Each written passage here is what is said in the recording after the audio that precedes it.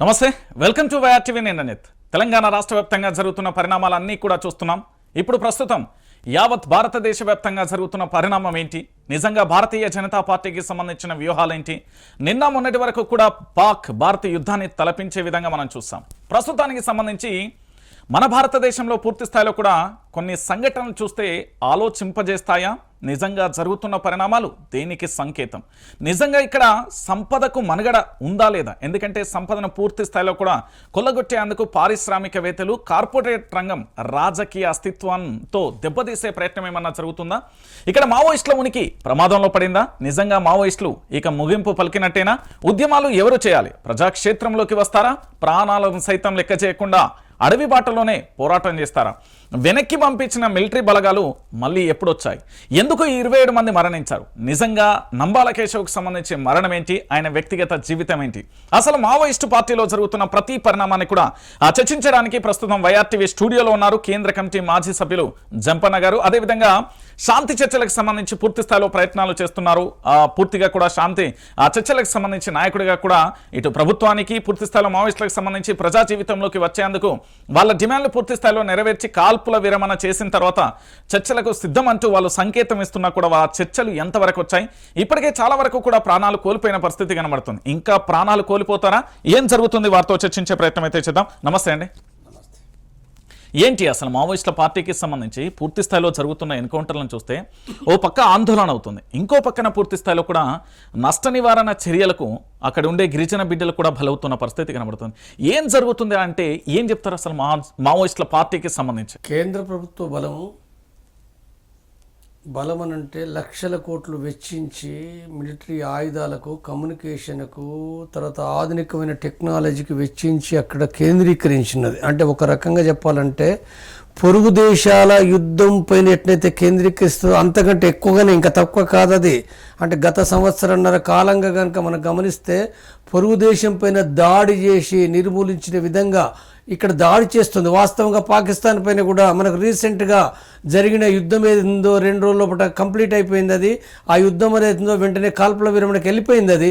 కానీ ఇవాళ ఇది కాల్పుల విరమణ, శాంతి చర్చలని లక్షలాది కోట్లాది ప్రజలు మొత్తుకున్న, నినాదాలు ఇచ్చిన ఆ పార్టీ స్వయంగా మావోయిస్టు పార్టీ కేంద్ర కమిటీ నాయకుడు, రాష్ట్ర కమిటీ నాయకుడు 6 లేఖలు ఇంటర్వ్యూ లోపల శాంతి చర్చలకు వాళ్ళు సిద్ధమై వాళ్ళు అంత స్పష్టంగా ప్రకటించినప్పటికీ కూడా మేము నిర్మూలిస్తాం, మేము శాంతి లేదు అని చెప్పిందంటే కేంద్ర ప్రభుత్వం ఇచ్చే ఈ 45 రోజుల లోపల సందేశాలు ఏంటంటే నిర్మూలనే లక్ష్యంగా ఉంటుంది. ఇది ప్రపంచం లోపల ఒక ప్రత్యేకమైన విధానంగా ఇక్కడ మనం అర్థం చేసుకోవాలి. అంటే ఇక్కడ శాంతి చర్చలకు సంబంధించి ముందడుగు ఏమైనా పడిందా? ఎందుకంటే మీరు మొన్న ఇంటర్వ్యూలో ఒక మాట చెప్పారు, కేంద్రానికి సంబంధించిన పారామిలిటరీ బలగాలను పూర్తి స్థాయిలో వాపస్ తీసుకున్నాం, కానీ జార్ఖండ్, ఛత్తీస్గఢ్, తెలంగాణకు సంబంధించి దాదాపుగా 1,00,000 మంది పోలీసులు అక్కడ పూర్తి స్థాయిలో పికెట్లు పెట్టి అక్కడ ఉండాల్సిన దానికంటే ఎక్కువ సంఖ్యలో ఉన్నారని చెప్పారు.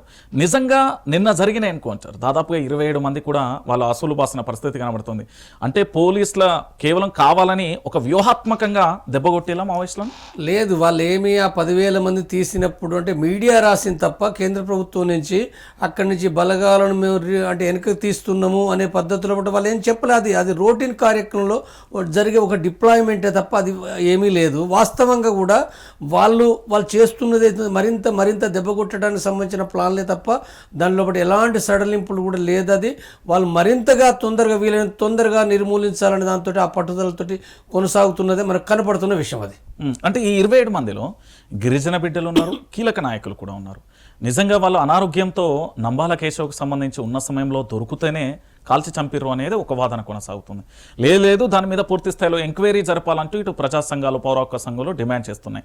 గిరిజన బిడ్డలను కావాలని అక్కడ దొరికిన వాళ్ళను దొరికినట్టుగా అరెస్టు చేసి పంపించాల్సింది పోయి కావాలని ఎన్కౌంటర్ చేశారనే వాదన ఉంది. ఇది నిజమా అబద్ధమా? ఇప్పుడు అంటే నిన్న అంటే మొదటగా అంటే ఆ చనిపోయిన వార్త అనేది అనుమానాస్పదంగా ముందుకొచ్చింది. ఆ తర్వాత శవాన్ని అంటే మన బసవరాజు శవం ఫోటో ఎప్పుడైతే వచ్చిందో బసవరాజు అనేది నిన్నటి దాంతో బసవరాజే అంటే మృతి చెందిండి అనేది 100% క్లియర్ అయింది. అయితే ఇప్పుడు ఈ మృతి చెందిన మాట వాస్తవమే, కానీ ఎక్కడ చనిపోయిండు, ఏ విధంగా చనిపోయిండు అనే విషయాలు ఏవైతున్నాయో చాలా తీవ్రమైన అనుమానాస్పదాలుగా అవి ఉన్నాయి. అంటే కొన్ని వార్తలు ఏమొచ్చినాయి, ఒరిస్సా లోపల అనారోగ్య కారణం మూలంగా ఉన్నప్పుడు అక్కడ అరెస్ట్ చేసి చంపినని ఒక వార్త వచ్చింది. తర్వాత ఈ వార్త మాత్రమే కాదు, మనం లోతులకు వెళ్తే అసలు ఇప్పటికి ఇవాళకి కూడా అసలు ఈ 27 మంది ఎవరు ఇప్పటికీ చెప్పలేదు. ఎక్కడ చనిపోయారు? నారాయణపూర్ జిల్లా అన్నారు, కానీ ఒక గ్రామం లేదు, ఒక స్థలం లేదు, ఏ టైంలో ఏ రకంగా జరిగిందనేది కూడా ఏమీ లేకుండా ఉండడం, అక్కడికి మీడియాను కూడా అనుమతించకపోవడం, ఇవన్నీ కూడా ఏంటంటే అనేకమైన అనుమానాలకు దారితీస్తుంది. కాబట్టి ఇదేదైతుందో అంటే ఇది ఒక్కటి కాదు, చరిత్రలో చాలా సందర్భాల ఇలాంటి ఏంటంటే పట్టుకొని చంపినాయి. గతం లోపల ఆజాద్ రాజ్ కుమార్ను పట్టుకొని బెంగళూరు లోపల వేరే కాడ పట్టుకొని చంపినరు, లేదా కొయ్యూరు అమరులు అని చెప్పి సంతోష్ రెడ్డి, మురళి, తర్వాత వీళ్ళు ఎవరైతే ఆదిరెడ్డి, నల్ల ఆదిరెడ్డి ముగ్గురు చంపినరో బెంగళూరులో పట్టుకొని ఏంటంటే ఇక్కడ కొయ్యూరు దగ్గర ఎన్కౌంటర్ చేసినప్పుడు కూడా ఇలాంటి కట్టుకథలు అల్లిండ్రు. అయితే ఇప్పుడు ఉండే కట్టుకథ సేమ్, కొద్ది డిఫరెన్స్ ఏంటంటే ఇప్పుడు 27 మంది కూడా చనిపోయినరు అనేది అవుతుందో. 27 మంది ఎవరు? 27 మంది దాంట్లో కూడా ఇప్పటికి మరి అంటే అంటే ఆదివాసీ ప్రజల్ని చంపుతున్నారా? చాలా సందర్భాల్లో బట్టి ఏం కనబడుతుంది అని అన్నప్పుడు ప్రజలను చంపి మావోయిస్టు పార్టీ నాయకులుగా చెప్తుండ్రు, లేదా కొద్దిమంది మావోయిస్టు పార్టీ సభ్యులు ఉంటే వాళ్ళని కలిపిందంటే అక్కడ వాళ్ళు అంటే దాన్ని చూపిస్తుండ్రు. కాబట్టి ఇది ఏదైతుందో అక్కడి నుంచి మీడియాను ఎవరిని రాండియటం లేదు. కాబట్టి ఇది చాలా తీవ్రమైన అనుమానమే కాకుండా కూడా ప్రభుత్వం పట్ల ఒక అవిశ్వాసం అనేది దేశవ్యాప్తంగా పెరుగుతున్నది. ఇది రాజ్యాంగ వ్యతిరేకమైంది, ప్రజాస్వామ్యానికి వ్యతిరేకమైందిగా నేను గుర్తు చేస్తున్నాను. అంటే ఇక్కడ నంబాల కేశవ్ బసవరాజ్కు సంబంధించి పూర్తి స్థాయిలో పేలుడు పదార్థాలు కానీ ఏదైనా కేంద్ర కమిటీకి సంబంధించి మావోయిస్ట్ పార్టీలో కీలక సభ్యుడు, ఏదైనా చేయాలంటే వ్యూహాత్మకంగా కూడా అడుగులు వేసే పరిస్థితి కనబడుతుంది. సో ఆయన మరణాంతరం మావోయిస్ట్ పార్టీ ప్రమాదంలోకి నెట్టబడిందా, లేకపోతే దానికి నాయకత్వం మరొకరు వచ్చి ముందుకు సాగే ఆలోచనలో ఉందా, లేకపోతే వాళ్ళు కూడా ఇప్పటికే చాలామంది లొంగుబాటు కూడా కొంతమంది చూస్తున్నాం, అలాంటి పరిస్థితులు ఉత్పన్నమవుతాయా? ఇప్పుడు తీవ్రమైన ప్రమాదం అనేది ఇలా కొత్తది కాదు. దాదాపు 6-7 సంవత్సరాల కాంచి కూడా ఏంటంటే వాళ్ళ ఆ పార్టీ కొంత దెబ్బతినడము, నష్టాలు జరగడం, ఇది జరుగుతున్న ఒక క్రమం అనేది పెరుగుతుంది. ప్రభుత్వ బలం అనేది చాలా పెరిగింది. అంటే ప్రభుత్వం పట్టు బిగించి ఉన్నది. ఈ పరిస్థితిలో ఒకటి ఏదైతుందో వాళ్ళు చాలా ఒక తీవ్రమైన సమస్యగా వాళ్ళు సంఘర్షణ పడుతుండ్రు. అంటే ప్రత్యేకించి ఈ సంవత్సర కాలంలో కూడా మనం గమనిస్తున్నాం, చాలా నష్టాలు జరిగినాయి, నాయకులు కూడా చనిపోయినారు. అయితే దాంతోపాటుగా ప్రజలు కూడా చాలామంది చనిపోతున్నారు. కాబట్టి ఈ నేపథ్యంలో బసవరాజు కేంద్ర సెక్రటరీ ఉన్న బసవరాజే అంటే చనిపోవడం అనేది ఏదైతుందో ఆ పార్టీకి తీవ్రమైన నష్టం, అది దాంట్లో సందేహం ఏం లేదు. అయితే ఈ నష్టము అనేది ఉన్నప్పటికీ కూడా ఆ పార్టీ ఏదైతుందో ఇప్పుడే అంటే చాలా తక్కువ కాలంలో అది ముగించబడుతుంది అనేది ఏదైతుందో చాలా తప్పుడు లెక్కలవి. ఆ పార్టీ అనేది ఏదైతుందో వివిధ రాష్ట్రాల్లో ఉన్నది, అనేక రకాలుగా కూడా ఏంటంటే సరే నష్టాల మధ్యలో కూడా వాళ్ళ ఎన్నికంజలు, రిట్రీట్లు, గెరిలా ఎత్తుగళ్ళు, గెరిలా విధానాలు ఏవైతున్నాయో అవి అనేకంగా ఉంటాయి. కాబట్టి వాళ్ళు ఆ రకంగా వాళ్ళు మార్పులు తీసుకుంటున్నది నేను అర్థం చేసుకుంటున్నాను. అంటే ఇక్కడ ఈ మరణంతోనే నాయకత్వ లోపం స్పష్టంగా కనబడుతుంది అనుకోవచ్చా? నాయకత్వానికి సంబంధించి మావోయిస్ట్ పార్టీలో నాయకత్వ లోపం అంటే లోపమే, నష్టమే. కానీ ఆ నష్టం ఏందో ఏమీ భర్తీ చేయలేనది ఏమీ లేదు. కేంద్ర సెక్రటరీని భర్తీ చేయడం అనేది ఇప్పుడు ఇక్కడ అంటే కమ్యూనిస్టు పార్టీ విధానం, మావోయిస్టు పార్టీ విధానం 50 సంవత్సరాల నుంచి ఆ పార్టీ నడుస్తున్నది. అది 3తోటి 5తోటి 10 మంది 100 మంది 2000 మంది దాకా 3000 5000 మంది దాకా అది డెవలప్ అయింది. కాబట్టి దాంట్లో 4 దశాబ్దాలుగా 5 దశాబ్దాలుగా పనిచేసిన వాళ్ళు కూడా అనేక మంది ఉన్నారు. అనుభవం ఉన్నది వాళ్ళకు, ఉద్యమాల్లో ఒక అనుభవం, గొప్ప అనుభవం ఉంది. అవగాహన కూడా వాళ్ళు మార్గం తర్వాత సిద్ధాంత అవగాహన కలిగిన వాళ్ళు కూడా అనేక మంది ఉన్నారు. కాబట్టి ఆ కమిటీ లోపల ఉన్న ఆ డెవలప్మెంట్స్ ఏదో వాళ్ళు ఒకరు వెళ్ళిపోయినా, ఒకరు చనిపోయినా, అరెస్ట్ అయినా మళ్ళీ భర్తీ చేసుకునే విధంగా ఏంటంటే ఆ కమిటీ లోపల తప్పనిసరిగా ఉంటుంది. అంటే ఎక్కువ మావోయిస్ట్ పార్టీ ఎన్ని రాష్ట్రాలలో ప్రభావం ఉంది సార్? భారీగా కూడా మొత్తం భారతదేశం అంటే మొన్న అభయ ఇచ్చిన ప్రకటన ప్రకారంగా ఏంటంటే వాళ్ళు 16 రాష్ట్రాలు ఉన్నట్టు వాళ్ళు చెప్పిండ్రు. 16 రాష్ట్రాల్లో 16 రాష్ట్రాలు అంటే అన్నిట్లోపట అంత బలంగా ఛత్తీస్గఢ్ లాగా ఉన్నదంటే కాదు. అది మనకు మీడియాకి ఏముంటుంది అంటే అక్కడ ఒక యాక్షన్ జరిగితే అంటే పోలీసులను లేదా రాజకీయ నాయకులను చంపినప్పుడు అక్కడ పార్టీ ఉన్నట్టు అర్థం చేసుకుంటారు, లేకపోతే అక్కడ మావోయిస్టు పార్టీ నాయకులను చంపితే అక్కడ పార్టీ ఉన్నట్టు అర్థం చేసుకుంటారు. కానీ పార్టీ అది రహస్యంగా ఉంటుంది కదా, బహిరంగ అన్ని కార్యకలాపాలు చేయదు కదా, అనేక రకాల దాని ఆర్గనైజేషన్ ఉంటుంది. కాబట్టి అంటే ఆ 16 రాష్ట్రాల్లో ఎక్కువనో తక్కువనో అది అన్ని రాష్ట్రాల్లో ఉన్నది. అయితే గెరిల్లా దళాలుగా ఉన్నదనుకున్నప్పుడు మనకు ఛత్తీస్గఢ్ ఒకటి కనపడుతుంది, తెలంగాణలో ఒకటి కనపడుతుంది, ఆంధ్రలో ఒకటి అంటే ఏఓబి ప్రాంతం ఆంధ్రలో కనపడుతుంది, మళ్ళీ ఒరిస్సాలో ఒకటి ఉన్నది, అది జార్ఖండ్లో ఉంది, బీహార్లో కూడా ఉంది, తర్వాత మహారాష్ట్రలో ఉంది, మధ్యప్రదేశ్లో ఒకటి ఉన్నది, తర్వాత అంటే దళాలుగా ఇక్కడ కొనసాగుతున్నది. తర్వాత ఇంకొకటి కర్ణాటక, తమిళనాడు, కేరళ ట్రై జంక్షన్లో ఒకటి కూడా కొంత ఉంది. సరే ఇప్పుడు ఎంత అసలు ఉంది, నష్టం ఏ రకంగా ఉందో మనకు తెలియదు, కానీ అంటే ఇక్కడ దళాలు సంచరించే ఏరియా ఇది. కానీ పార్టీ ఆర్గనైజేషన్ అనేది ఇతర రాష్ట్రాల్లో కూడా ఎక్కువ తక్కువ ఉన్నది అది. అంటే ఇప్పుడు కేశవరావు బసవరాజు చనిపోయిన తర్వాత అంతకుముందు మీతో ఆయనకు సన్నిహిత సంబంధాలు ఏమైనా ఉండేనా పార్టీలో పనిచేసినప్పుడు? అంటే ఆయనే నాకంటే చాలా సీనియర్, 10 years సీనియర్. అంటే ఆయన 80 లోపట ఆయన అండర్ గ్రౌండ్ అయ్యిండు. 74 నుంచి ఆయన రాడికల్ విద్యార్థి కార్యకలాపాల లోపల వరంగల్ ఇంజనీరింగ్ కాలేజ్ చేసేటప్పుడు ఆయన దాంట్లో ఆకర్షితుడయ్యాడు. కానీ ఆ తర్వాత నేను 84 లోపల నేను పోయినా. ఆ తర్వాత నాకు 95 నుంచి 94, 95 నుంచి కూడా నాకు పరిచయం. వివిధ సందర్భాల్లో ఒకట మీటింగ్లు, కాన్ఫరెన్స్ల సందర్భంగా కలవడం అనేది జరిగింది. ఆ తర్వాత 2000 లోపల నేను కూడా ఒక కేంద్ర కమిటీ మెంబర్గా నేను ఎన్నికైన తర్వాత దానికి సంబంధించిన వివిధ కమిటీలు ఉన్నాయి. వివిధ కమిటీలు లేదా వివిధ ప్రోగ్రాంలు లేకపోతే యాక్షన్స్, ఆంబుష్, రైడ్స్ ఆ సందర్భం కూడా మేము కలిసి నడిచినవి ఉన్నాయి, కలిసి ఉన్నాయి. ఇది అంటే నెల రోజులు, 15 రోజులు, 2 నెలలు కూడా మేము ఒకే దగ్గర ఉన్నాయి కూడా చాలా సంఘటనలు ఉన్నాయి. అట్లా నాకు బసవరాజు తోటి చాలా ఒక దగ్గర పరిచయం, సంబంధం అనేది కూడా నాకు ఉన్నది. ఇది అంటే మీరు ప్రజా జీవితంలోకి వచ్చారు, మరణం నుంచి తప్పించుకున్నారు. పూర్తి స్థాయిలో చెప్పాలంటే ఇప్పుడున్న పరిస్థితులలో మీ మిత్రుని అంటే సీనియర్ అయినప్పటికీ కోల్పోయాలి కదా మీ సభ్యుని సంబంధించి, ఎలా అనిపిస్తుంది? నాకు మిత్రుడు, ఆయన గురువు కూడా. ఎందుకంటే నాయకుడు కదా. నేను ఒక జిల్లా కమిటీ మెంబరు, తర్వాత రాష్ట్ర కమిటీ మెంబర్ ఉన్నప్పుడు ఆయన కేంద్ర కమిటీ మెంబర్ అయ్యాడు. కేంద్ర కమిటీ మెంబర్గా ఆయన ఒక్క మిలిటరీ నిపుణుడు, ఆయనే మిలిటరీ చీఫే, సిఎంసీ చీఫే. కానీ అట్లనంటే శుద్ధమైన అంటే ప్యూర్గా అది మిలిటరీ అనేది కాదు. అంటే ప్రభుత్వానికి లేదా మావోయిస్టు పార్టీకి డిఫరెన్స్ ఏంటంటే ఆ మిలిటరీ అనేది సైద్ధాంతిక రాజకీయ సంబంధాలు ఉన్న మిలిటరీ. అక్కడ తప్పనిసరిగా రాజకీయాలు మాత్రమే, సిద్ధాంతం మాత్రమే ఆధిపత్యం ఉండాలని అవగాహన కలిగిన పార్టీ అది. అంటే పూర్తిగా ఎల్టీటీ లాగా అలాంటిది కూడా కాదు. ఇది పూర్తిగా ఒక రకంగా ఏంటంటే ఇప్పుడు బసవరాజు కూడా ఆయన ఒక సిద్ధాంత రాజకీయ నాయకుడు. మొట్టమొదటగా ఆయన ఒక ప్రజానాయకుడు. ఆయనే ప్రజల కోసం పనిచేసిన నాయకుడే తప్ప మిలిటరీ కోసం చేరిన వ్యక్తి కాదు ఆయనే.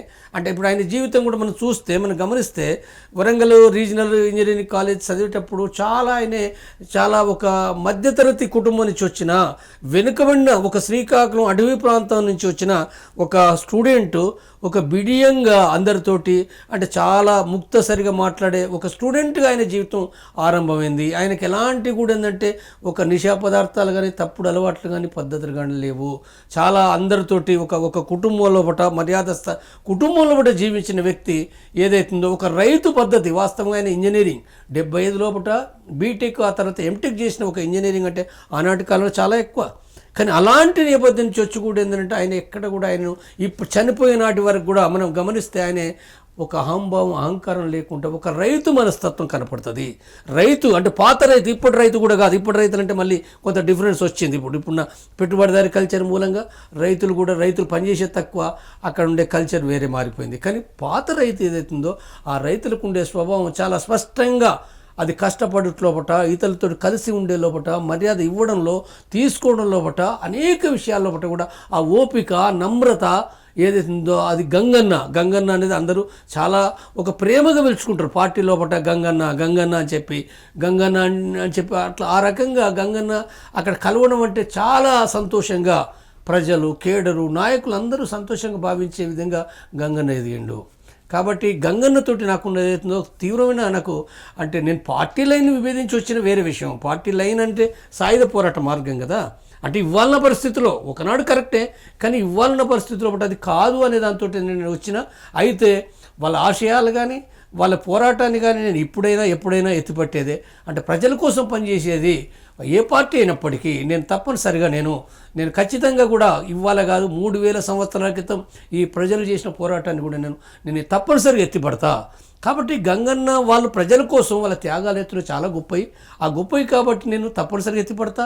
తర్వాత ఇంకొకటి కూడా ఏంటంటే నాతోటి కలిసి 20 ఏళ్ళు 30 ఏళ్ళు మేము కలిసి తిన్నాం, కలిసి నడిచినాం, కలిసి ప్రయాణం చేసినాం, కలిసి మాట్లాడుకున్నాం, కష్టాల్లో సుఖాల లోపట దాంట్లో జీవించిన వాళ్ళం మేము. ఇవాళ నేను ఆ పార్టీ నుంచి 7 సంవత్సరాలు అయింది. అయినంత మాత్రాన నేనేదో అంటే వాళ్ళ ఆ పార్టీ లేనంత మాత్రాన ఆ రోజు గుర్తులు నాకు గుర్తు రాకమానవు. తర్వాత ఇవాళ గ్రామంలో కూడా ఒక 3 నెలలు 6 నెలలు స్నేహితులు ఉంటేనే ఒక స్నేహితుడు చనిపోతే ఎంతో బాధపడతారు. మరి నేను 25 సంవత్సరాలు 30 సంవత్సరాలు కలిసి ఉన్నప్పుడు ఎందుకు బాధపడాను? నేను తీవ్రంగా బాధపడతా. ఆ బాధ అనేది ఉందో ఎంతోమంది నాతోటి పనిచేసిన రేణుక కావచ్చు, సుధాకర్ కావచ్చు, జగన్ కావచ్చు, అనేక మంది చనిపోయినప్పుడు తీవ్రంగా బాధే పడుతున్నాం. అందుకోసమే నేను ఆ పార్టీ ఆ మార్గం ఏదైతే ఉందో శాంతి కోసం రావాలనేది నా ప్రయత్నాలు. దాంట్లో భాగంగా నేను చేసిన నేను ప్రభుత్వాన్ని ఇక్కడ బసవరాజుకు సంబంధించి నేను చాలా సందర్భాలలో చదివాను ప్లస్ విన్నాను. చాలా వ్యూహాత్మకమైన వ్యూహాలు ఉంటాయని. ఎందుకంటే చంద్రబాబు అల్పిరి ఘటన కావచ్చు, లేకపోతే మిలిటరీకి సంబంధించి దాదాపు ఒకసారి బ్లాస్ట్ జరిగినప్పుడు దాదాపు 20 నుంచి 100 మంది వరకు కూడా బ్లాస్ట్ గాయపడ్డారు, కొంతమంది చనిపోయిన పరిస్థితి. అంటే టార్గెట్ ఫిక్స్ చేసుకుంటారా, లేకపోతే మీకు ఎలాంటి సలహాలు ఇచ్చేది ఒక కేంద్ర కమిటీ సభ్యుడిగా కింది క్యాడర్కు ఎలాంటి వ్యూహాలు ఉండేవి ఆయన చేత, ఆయన ఆలోచన తీరు?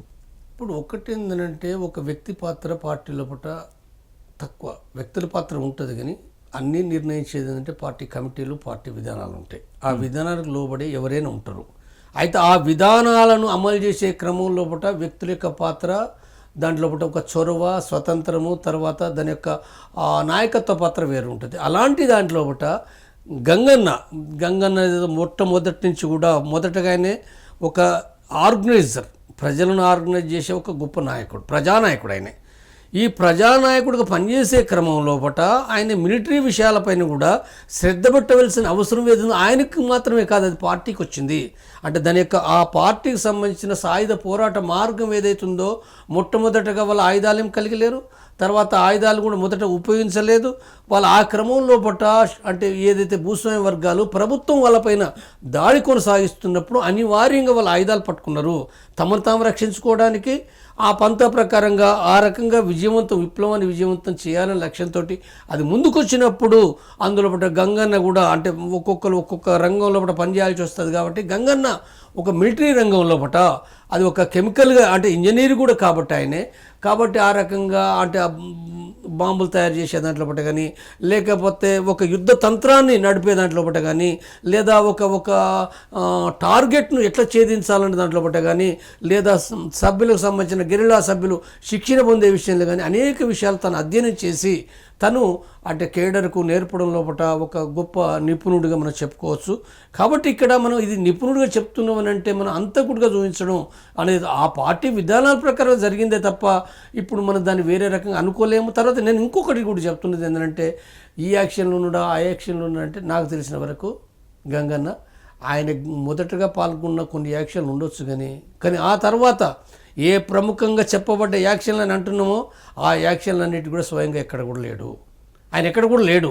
అయితే ఆయన విధానాలు ఉన్నాయి, లేదా వాటికి గైడెన్స్ ఉన్నది, సూచనలు ఉన్నాయి తప్ప దాంట్లో ఏమీ లేడు. ఎందుకంటే ఆయన ఒక సీఎంసీ చీఫ్గా ఈ యాక్షన్లన్నిటికీ పోలేడు కదా. అవును. కాబట్టి ఆయన విధానాలు ఉన్నమాట వాస్తవం. అంతవరకు నాకు ఒక చిన్న డౌట్ సార్, ఇది నాకే కాదు తెలంగాణలో చాలామంది యువత, దాదాపుగా ఒక 30 నుంచి 40 లక్షల మంది యువత ప్రశ్న ఏంటి అంటే, మీరు మావోయిస్టు పార్టీకి సంబంధించి కేంద్ర కమిటీ సభ్యుడిగా పనిచేసారు. మీరు బయటకు వచ్చే తరుణంలో ఇప్పుడు ఎవరైతే ఎన్కౌంటర్లలో చనిపోతున్న వాళ్ళు ఉన్నారు కదా, వాళ్ళందరినీ సన్నిహిత సంబంధం, దగ్గర సంబంధం ఉంది. నాడు పరిస్థితులు అంటే భూస్వామ్యం కావచ్చు, లేదా రాజులు కావచ్చు, లేదా పోకడలు, ఇతరత్ర నియంతృత్వ పోకడలు అనుకుందాం, అవన్నీ ఉన్నాయి. పోరాటం చేసేలు సరే, ప్రజలందరూ కూడా హర్షించిలు, గిరిజన ప్రజలు అందరూ తెలంగాణలో ఉన్న ప్రతి ఒక్కరు కూడా హర్షించిన పరిస్థితి కనబడతాను. కానీ ఇప్పుడు పోరాటం అంటే ఎందుకు? చాలామంది ఎందుకంటే ఇప్పుడు శాస్త్ర సాంకేతిక పరిజ్ఞానం చేతిలో ఉంది, మొబైల్ ఎక్కడ ఉన్నా ఏమున్నా మాట్లాడుకుంటాం. పోరాటాలు చేయాలంటే ప్రజా జీవితంలోకి రావచ్చు కదా, ఇంకా అడవుల మధ్య ఎలా అనేది ఇది చాలా ఉత్కంఠమైన ప్రశ్న. అవును, కరెక్ట్. ఇది అంటే వాస్తవంగా మనం మొదటగా వాళ్ళ ఆయుధాలు ఎందుకు పట్టిండ్రు అనుకున్నప్పుడు 1970 కాలంలో భూస్వామ్య వ్యవస్థ అది బలంగా ఉంది.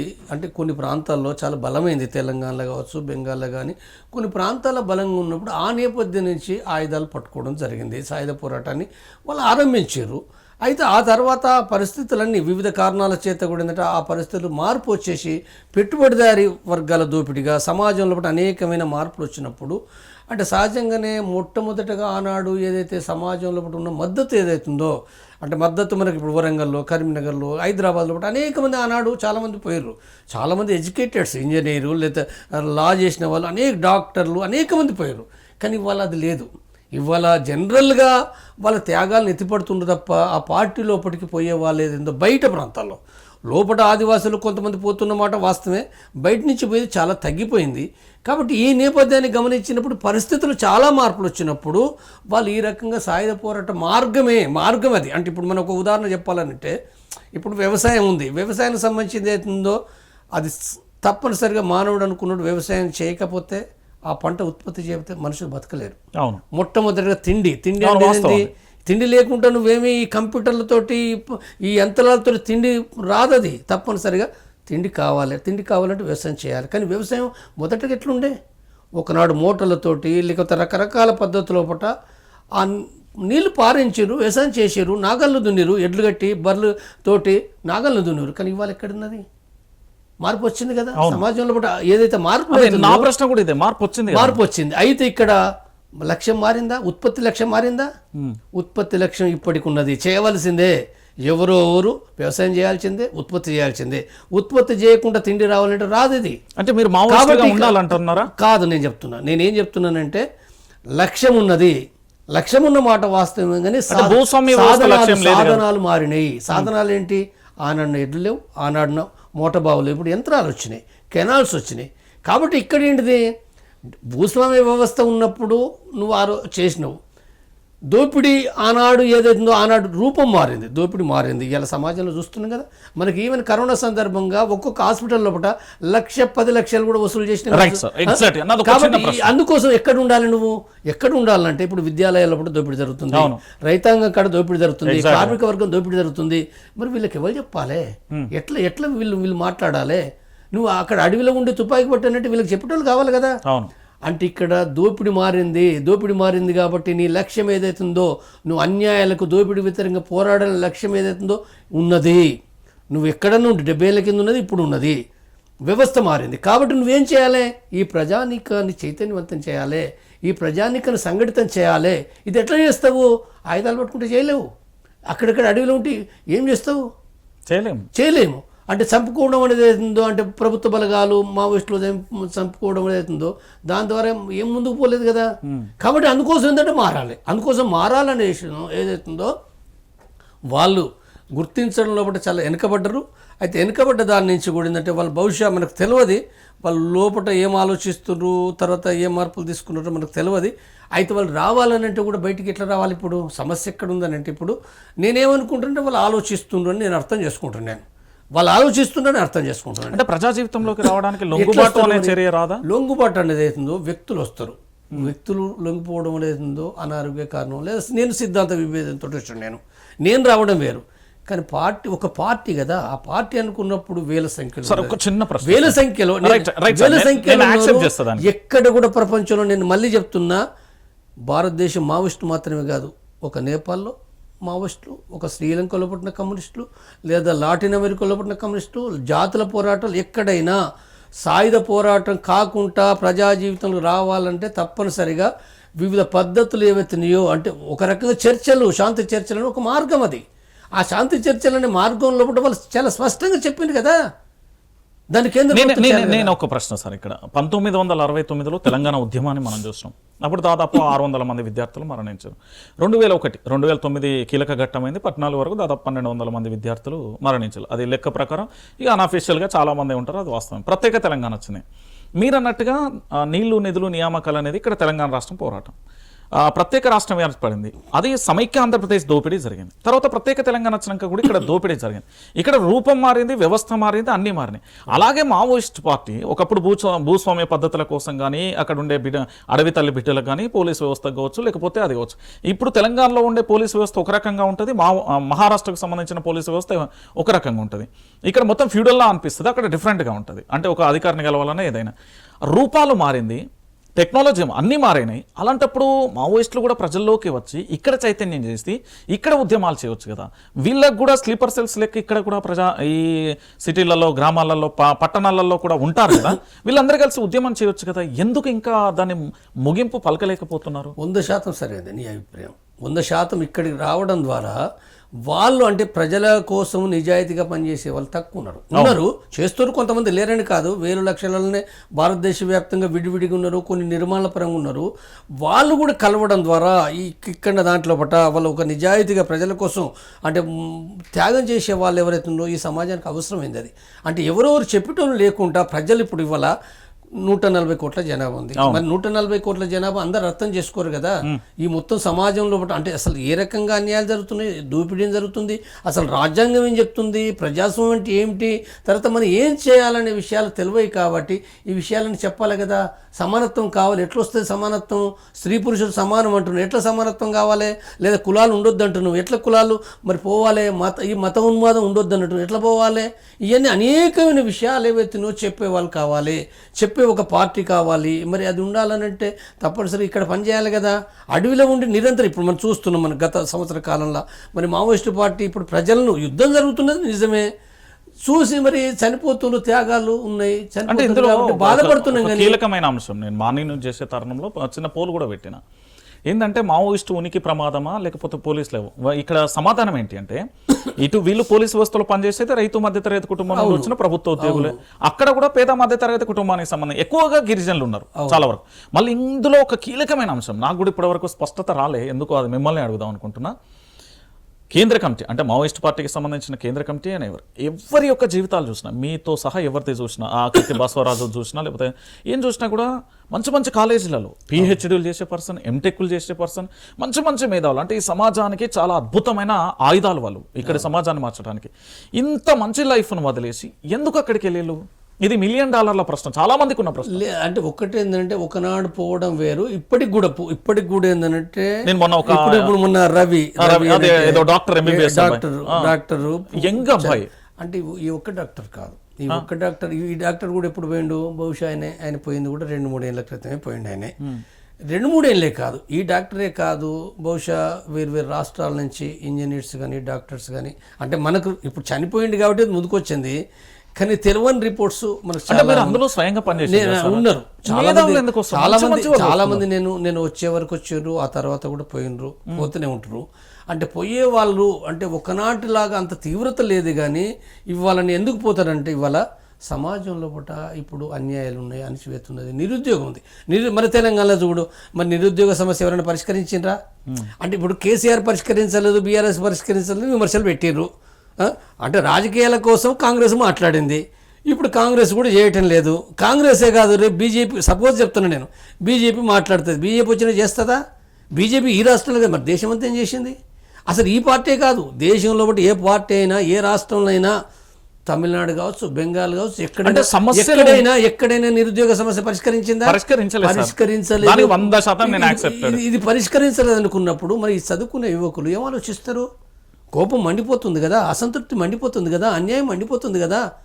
చత్యామ ఏంటిది ఇది అని చెప్పి ఒక అసహనం, ఇది లాభం లేదు. చాలా ఇప్పుడు చూడండి, మీరు చనిపోతుంటే మీరు ఎంతమంది అన్నట్టు వీళ్ళు పోవటం లేదు, కానీ ఎంతమంది. నేను అసలు యాక్చువల్గా మావోయిస్టు పార్టీ విధానాన్ని మార్చుకోండి అనే విషయాన్ని నాకు తెలిసే చెప్పిన, కొంతమంది వ్యతిరేకిస్తారని తెలిసే చెప్పిన నేను, కానీ ఆ మావోయిస్టు పార్టీ నాయకత్వం అర్థం కావాలని విజ్ఞప్తి చేసినాను. మీరు ఆలోచించండి.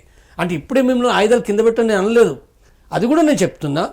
చర్చలు ఏదైతే శాంతి చర్చలు ఏదైతుందో సఫలమైనప్పుడు మీరు దీన్ని మార్చుకోవాలని అవగాహన కలిగి ఉండి మీరు ప్రిపరేషన్ చేసుకోండి. ఎందుకంటే శాంతి అంటే ఈ అర్థం, శాంతి అంటే మావోయిస్టు మరణించొద్దు, పోలీసులు మరణించొద్దు, ప్రజలు మరణించొద్దు. అంటే ఇప్పుడు కాబట్టి ఇక్కడ ప్రజానీకం లోపల ఏంటంటే వాళ్ళని ఎందుకు అదనంటే, అవును త్యాగం చేస్తున్నారు, ప్రజల కోసం పనిచేస్తున్నారు. దేనికి త్యాగం? ప్రజల కోసం 1970, 80, 2014 వరకు అంటే యాక్సెప్ట్ చేస్తాను నేను కూడా. ఇప్పుడున్న యువత మొత్తం పోతా ఉంటే మరణం కోసం పోయినట్టే కదా. 9 నెలలు వాళ్ళ తల్లి కని మోసినప్పుడు సరే సార్, ఇక్కడ నిరుద్యోగ సమస్య. నేను ఒక్క మాట అంటా సార్, నేనేమంటున్నా అంటే ఇక్కడ నిరుద్యోగం వచ్చింది, నిరుద్యోగం వచ్చిందని కోపంతో మనం పోలేం కదా. ఇప్పుడు నేనే ఉన్న వ్యవస్థ నడిపిస్తున్నా, నష్టాలు వస్తున్నాయని నేను ఇక్కడ నుండి మావోయిస్టులలో పోయో లేకపోతే సూసైడ్ చేసుకున్నా లేకపోతే ఇతరత్ర ఉగ్రవాదులా మారలేను కదా. అది మీ అవగాహన, నా అవగాహన, ఇది మీ అవగాహన, నా అవగాహన. మరి 140 కోట్ల ప్రజలు రకరకాలుగా అర్థం చేసుకుంటారు కదా. ఎట్లా అర్థం చేసుకుంటారంటే, అంటే దోపిడీకి గురే వాళ్ళందరికీ వాళ్ళకి అర్థమైంది ఏదైతుందో వాళ్ళు ఏం చూస్తారు, వాళ్ళు అన్యాయాలు జరుగుతున్నాయి, అక్రమాలు జరుగుతున్నాయి, ఎన్ని రోజులు భరిస్తాం? చాలా పోదామని చెప్పి పోతూనే ఉంటారు. మరి ఇక్కడ సమస్య ఇంకా పెరుగుతూ ఉంటది కదా, నువ్వు ఒకరికి భయపడి వెళ్ళినట్టే కదా. అందుకోసం ఏంటంటే ఇప్పుడున్న నేపథ్యము అంటే ఆ పార్టీ అంటే 50 ఏళ్ళ పైగా సాయుధ పోరాటం చేస్తుంది.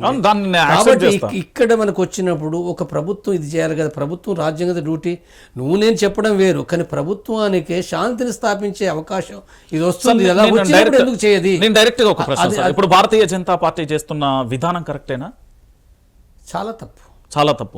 మీరు శాంతి చర్చలకు సంబంధించిన నాయకుడు సార్, మీరు శాంతి చర్చలకు సంబంధించిన నాయకుడిగా ఉన్నారు. ఇక్కడ భారతీయ జనతా పార్టీకి సంబంధించిన ఎంపీలు ఉన్నారు, వాళ్ళు మిమ్మల్ని కలవచ్చు కలవకపోవచ్చు. రాష్ట్ర ప్రభుత్వానికి సంబంధించిన ముఖ్యమంత్రిని మీరు అపాయింట్మెంట్ అడిగితే ఖచ్చితంగా పాసిబుల్ ఉంటుంది, నాకున్న విశ్వాసం ఖచ్చితంగా ఉంటుంది, ఎందుకంటే రాష్ట్ర ప్రభుత్వం నుంచి. సో శాంతి చర్చలు అనేది పెడితే ఇప్పుడు గుంతమ్మ కోరికలు కోరితే మళ్ళీ మేము ఎట్లా నెరవేర్చాలని కేంద్రం నుండి కూడా వాదన వస్తుంది. ఏముంది శాంతి చర్చలు ఏంటి, గుంతమ్మ కోరిక ఏంటి చెప్పండి? దాని మూలంగా నష్టం ఏంటిది? అసలు శాంతి చర్చలు జరిగితే ఈ ప్రభుత్వానికి, ఈ సమాజానికి, ఈవెన్ బీజేపీ పార్టీకి కూడా నేను అంటున్నా, జరిగే నష్టం ఏంటి?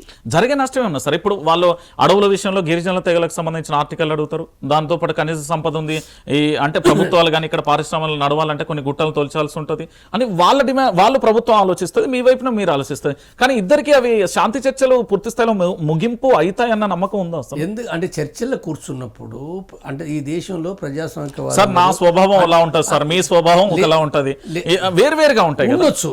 ఉన్నప్పటికీ కూడా ఆ చర్చలు జరిగినప్పుడు ఆ చర్చలు కూడా ఏంటంటే సంవత్సరాల తరబడి ఇది ఏం లేదు కదా, దాంట్లో పట్ల ఏ డిమాండ్లు దాన్ని అమలు చేయాలి, ఏ డిమాండ్లు పరిష్కరించాలనేది ఆ న్యాయం అయితే ఒక పరిష్కరించవలసిన అయితే పరిష్కరిస్తారు కదా. ఇప్పుడు ఒక ఫ్యాక్టరీలో ఉంది, కార్మికులు తమ జీతాలు పెరగాలి, 60 డిమాండ్లు పెడతారు.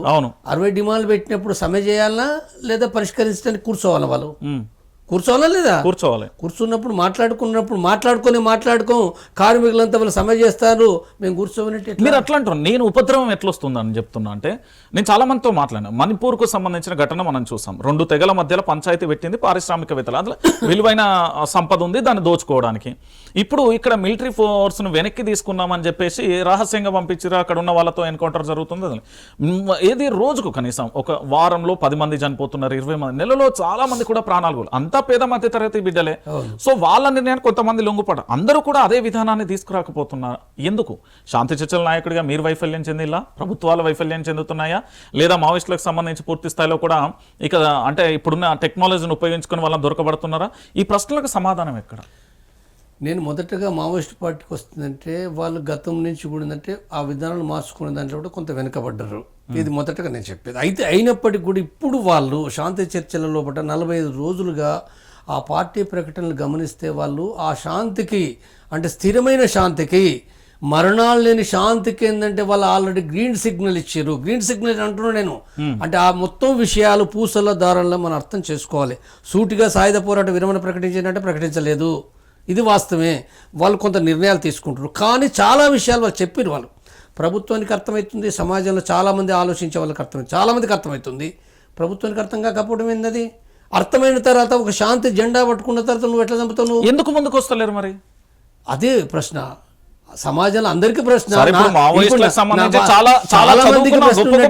నాకు కూడా ప్రశ్న ఉంది. నాకు కూడా శాంతి చర్చల నాయకుడిగా మీకు కూడా ప్రశ్న ఉంది. నేనేమంటున్నానంటే వాస్తవంగా ఒకవేళ శాంతి చర్చలు సఫలమైతే, సఫలం చేయగలిగితే చేయవచ్చు 100%.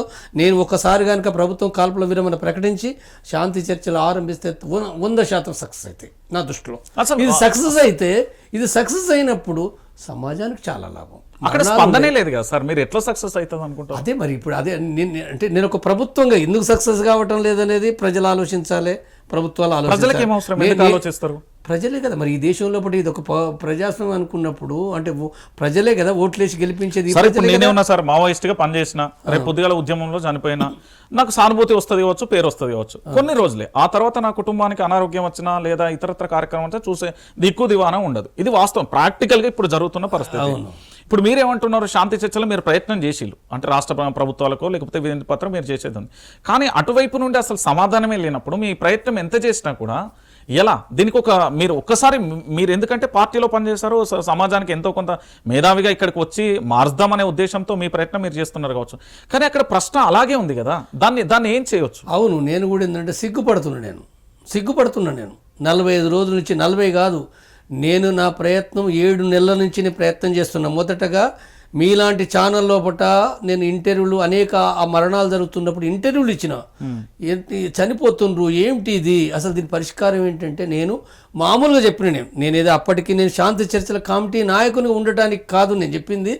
దీనికి పరిష్కారము ఇంకా వేరేది ఏమీ లేదు. ఇవాళ కాల్పుల విరమణ జరగాలి, శాంతి చర్చలు జరగాలి, ఆ పార్టీ కూడా తన విధానాలు మార్చుకోవాలి. స్పష్టంగా చెప్పిన, 7 నెలల క్రితం చెప్పిన, కంటిన్యూగా చెప్తున్నా, అప్పుడు కూడా చెప్పిన సందర్భంగా సమాజంలో ఒక చర్చ జరిగింది.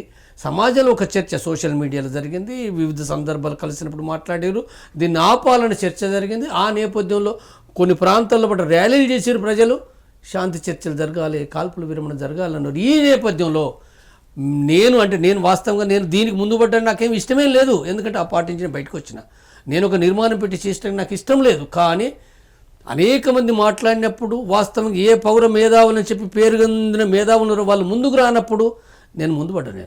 నేను ఒంటరిగా ముందు పడ్డా, కొంతమందిని కలుపుకొని ముందరబడి ఆ సంస్థను పెట్టడం జరిగింది. కష్టమైన నిష్ఠూరమైన దాన్ని ఆ బాధల బరి చేయాలని ముందరపడ్డప్పుడు ఏంటంటే అది వాళ్ళు చాలా అసలు నా ఊహకు కూడా అందనంత అదిగా మావోయిస్టు పార్టీ స్పందించింది. 45 రోజుల నుంచి వాళ్ళు మాట్లాడుతున్నారు. దాంట్లో శాంతి చాలా స్పష్టంగా ఉన్న సందేశం. ప్రభుత్వం నుంచి లేదు కదా, అదే చాలా విచారకరమైన విషయం. నేను వాళ్ళకు ప్రధానమంత్రికి మెమోరాండం రాసినాం, అమిత్ షాకు మెమోరాండం రాసినాం, ఛత్తీస్గఢ్ గవర్నమెంట్కి రాసినాం, అన్ని రాష్ట్ర ప్రభుత్వాలకు రాసినాం. మేము కంటిన్యూ ప్రచారం చేస్తున్నాం. ఒకవేళ ప్రభుత్వం నుంచి లేదా భారతీయ కేంద్ర ప్రభుత్వం నుండి రాష్ట్ర ప్రభుత్వం నుండి డిమాండ్ వస్తే, ఒకవేళ పిలుపు వస్తే మీరు వెళ్ళి మాట్లాడి ఇరు వర్గాలను శాంతింపజేసి ముగింపు పలుకుతారా? ఇప్పుడు ఇవాళ అంటే నిన్న ఎన్కౌంటర్ జరిగింది. చాలా ప్రజానీకంలో దేశవ్యాప్తంగా కూడా తీవ్రమైన అసంతృప్తి, కోపము చాలా సీరియస్గా ఉంది. కేంద్ర ప్రభుత్వం ఇప్పుడు ఎవరు అడగాలి శాంతి అనేది? ఎవరు అడగాలి? నేను సిగ్గుపడుతుందని చెప్తున్నాను. నేను శాంతి చర్చలు చేయాలని చెప్తా, కానీ శాంతి చర్చలు చేయాలనే 45 రోజుల నుంచి కూడా ఇంత ప్రయత్నం చేస్తుంటే కేంద్ర ప్రభుత్వం కనీసమైన స్పందన లేకుండా నిర్మూలన అని చెప్పి మాట్లాడుతుంటే ఇంకేమడగాలి? చిన్న ప్రశ్న సార్, ఇది దేశవ్యాప్తంగా చర్చ అవుతుంది. పాక్ భారత్ యుద్ధం జరిగింది కదా, దాంట్లో పూర్తి స్థాయిలో ఒప్పందంతో మా కాల్పుల విరమణ జరిగింది. వాళ్ళు పరాయి దేశానికి సంబంధించిన, మన దేశం అంటే దుష్మన్లా చూసే వ్యక్తులు పాకిస్తాన్ పౌరులు అంతా కొంతమంది ఉంటారు, అంతా కాదు. మరి ఇక్కడ భారతదేశ పౌరులు ఈ బిడ్డలే ఇక్కడి వాళ్ళే మావోయిస్టులు, వీళ్ళతో శాంతి చర్చలు జరపకపోవడానికి కారణం అదే విచిత్రం. అక్కడ అంటే వాస్తవంగా వాళ్ళు అక్కడ కాశ్మీర్లో కూడా చంపిన వాళ్ళు టెర్రరిస్టులు. అవును, వాళ్ళు ఉగ్రవాదులు. ఈ టెర్రరిస్టులు అనేది వాళ్ళకి మానవత్వం లేదు, శాంతి లేదు, స్వేచ్ఛ లేదు, ప్రజల కోసం పనిచేసేది ఏమీ లేదు.